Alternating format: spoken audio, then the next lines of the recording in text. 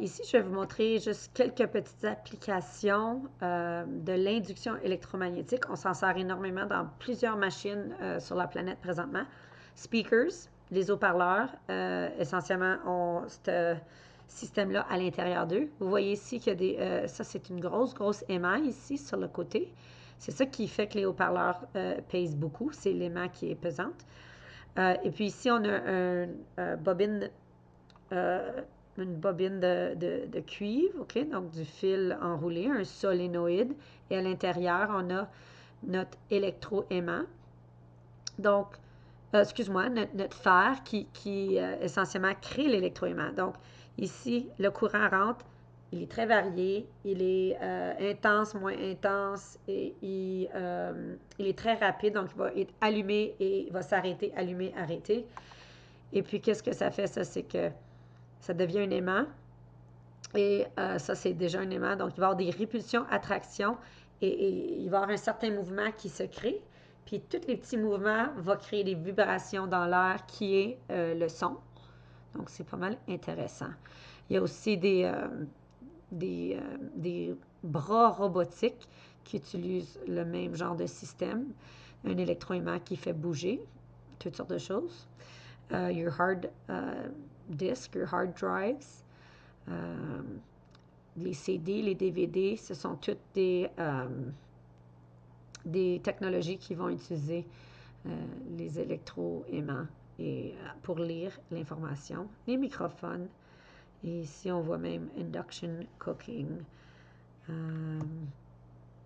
Et puis, la dernière petite partie que j'aimerais vous montrer, ça s'appelle des transformateurs en français, transformers en anglais. Donc, les centrales électriques qui font beaucoup d'électricité doivent envoyer ça très loin dans les villes, dans les lignes de transmission, transmission lines. Ils font ça avec beaucoup de tension. The voltage in those lines is massive. It can kill you. Quand ça arrive dans les villes, c'est distribué à travers des plus petites lignes électriques qu'on voit habituellement sous des poteaux. Puis les lignes électriques, eux autres, on appelle ça des lignes de distribution. Et pour aller de la ligne de transmission à la ligne de distribution, il faut diminuer la tension et le courant. Et donc, il faut que toute l'électricité passe à travers de ces genres de transformateurs-là. Et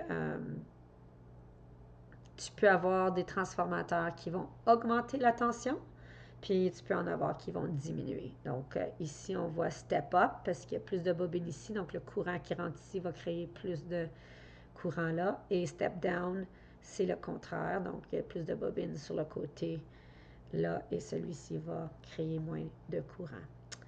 Et voilà, c'est tout pour la leçon 1.4.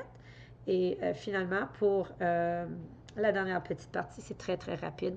Tu modifies la structure d'un moteur, tu vas ruiner ton moteur. Tu vas essentiellement, le design va faire que ça ne marche pas. Mais si tu changes tes piles de direction, okay, la batterie plus-moins à moins-plus, au lieu de tourner dans une direction, le moteur va tourner dans l'autre direction. Si j'augmente l'intensité du courant, donc j'ajoute plusieurs piles, mais là, ça va tourner plus vite au lieu de tourner moins vite. Puis, si on changerait les aimants permanents dans le moteur, il pourrait changer de direction. Mais si on a nord et nord qui se regardent, il n'y aura pas de mouvement. S'il y a sud et sud, il n'y aura pas de mouvement. Il faut absolument que ce soit nord-sud pour que le mouvement se crée. Et voilà, c'est tout. On a fini avec les moteurs. Yes!